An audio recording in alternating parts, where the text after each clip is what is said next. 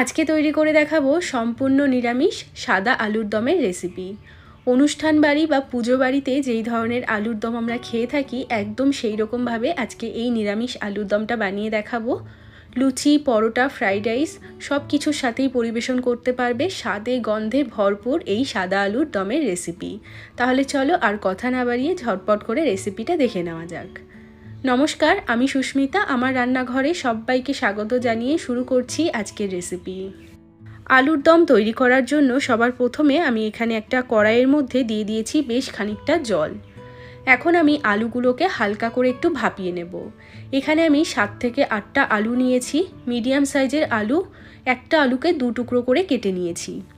আলুগুলোর মধ্যে 1 চামচ মতো লবণ দিয়ে আলুগুলোকে হালকা করে ভাপিয়ে নেব। গ্যাসের ফ্লেমটা এই সময় মিডিয়াম টু হাইয়ে রাখবো। 5 মিনিটের জন্য আলুটাকে ভাপিয়ে নেব। তো এখানে 5 মিনিট হয়ে গেছে, আলুটাকে ভাপিয়ে নিয়েছি। এর থেকে বেশি কিন্তু আলুটা ভাপালে সেদ্ধ হয়ে যাবে খুব তাড়াতাড়ি, সেক্ষেত্রে আলুর দমটা কিন্তু ঠিকঠাক হবে না। তো আলুগুলোকে খুব বেশি করে কিন্তু সেদ্ধ করা যাবে না। তো এখন আমি গ্যাসটাকে অফ করে দিলাম এবং আলুগুলোকে জলের থেকে তুলে সাইডে রেখে দেব। এবার অন্য একটা কড়াইয়ের মধ্যে দিয়ে দিচ্ছি 2 থেকে 3 টেবিল চামচ মতো সাদা তেল। এখন ভাপিয়ে নেওয়া আলুগুলোকে তেলের মধ্যে দিয়ে দিলাম। এবার গ্যাসের ফ্লেমটা মিডিয়ামে রেখে আলুগুলোকে খুব ভালো করে ভেজে নেব। এই সময় যদি গ্যাসের ফ্লেমটা বাড়িয়ে দিই তাহলে আলুগুলো খুব তাড়াতাড়ি কালার হয়ে যাবে। যেহেতু সাদা আলুর দম তৈরি করব, আলুগুলো যেন খুব কালার না হয় এবং আলুগুলো যেন খুব ভালোভাবে ভাজা যায়, তাই জন্য গ্যাসের ফ্লেমটা একটু মিডিয়ামে রেখে সময় নিয়ে আলুগুলোকে ভালো করে ভাজবো।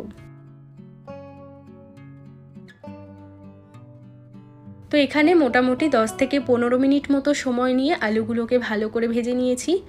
আলুগুলো কিন্তু ভালো করে ভাজা হয়েছে এবং কালারটাও খুব চেঞ্জ হয়নি।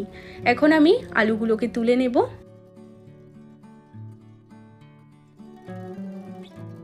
এবার এই রান্নাটা আমি বাকি এই তেলের মধ্যেই করব।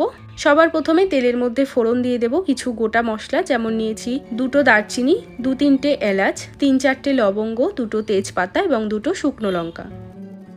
ফোড়নটা তেলের মধ্যে দিয়ে কয়েক সেকেন্ডের জন্য ফোড়নটাকে নেড়েচেড়ে ভেজে নেব। কয়েক সেকেন্ড মতো ফোড়নটাকে ভেজে নিয়েছি। এখন ফোড়নের থেকে খুব সুন্দর গন্ধ ছাড়তে শুরু করে দিয়েছে। এই সময় আমি এর মধ্যে দিয়ে দেব 1 টেবিল চামচ আদা কাঁচা লঙ্কা বাটা, আর তার সাথে দিয়ে দিচ্ছি 1/2 চামচ মতো লবণ।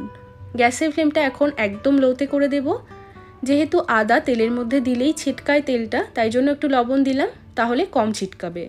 এবার আদাটাকে খুব ভালো করে ভেজে নিতে হবে।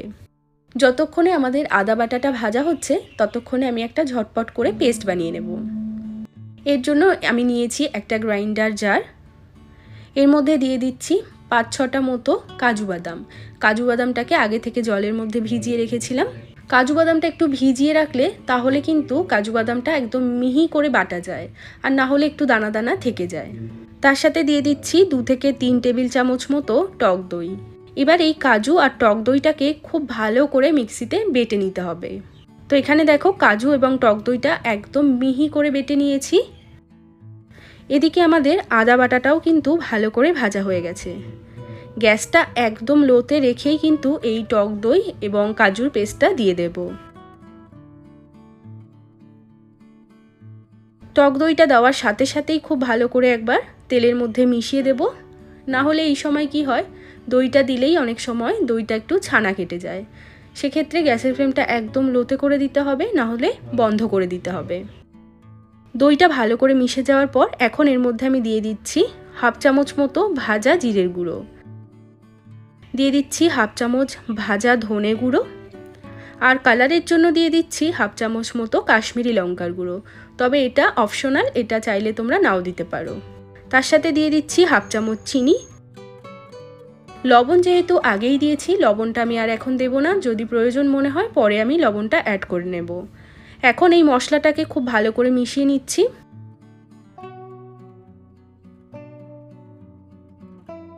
এবার এই মশলাটাকে কিছুক্ষণ সময় নিয়ে কষিয়ে নিতে হবে, যতক্ষণ না দই কাজুটা ভালোভাবে কষে একদম তেলটা ছেড়ে দিচ্ছে। গ্যাসের ফ্লেমটা এই সময়তেও কিন্তু লো টু মিডিয়ামেই রাখবো আর মশলাটাকে ভালো করে কষাতে থাকবো। 6 থেকে 7 মিনিট সময় নিয়ে মশলাটা ভালো করে কষিয়ে নিয়েছি। এখন দেখতে পাচ্ছ মশলাটা কিন্তু সম্পূর্ণ তেল ছেড়ে দিয়েছে আর মশলাটা বেশ দানা দানা হয়ে এসছে। এর মানেই আমাদের এই মশলাটা কিন্তু একদম ভালোভাবে কষে গেছে। এই রকমভাবে ভালোভাবে মশলা কষালে তবেই কিন্তু গ্রেভির টেস্ট খুব ভালো আসবে। তো এখন এর মধ্যে আমি দিয়ে দেব জল। আমি গ্রাইন্ডারের জারটা ধুয়েই দিয়ে দিলাম জল। জলের পরিমাণটা এখানে খুব বেশি ব্যবহার করব না, যেহেতু এটা আলুর দমটা একটু মাখো মাখো হবে, খুব বেশি শুকনো হবে না আবার খুব বেশি পাতলা হবে না, সেই অনুযায়ী জল দিতে হবে।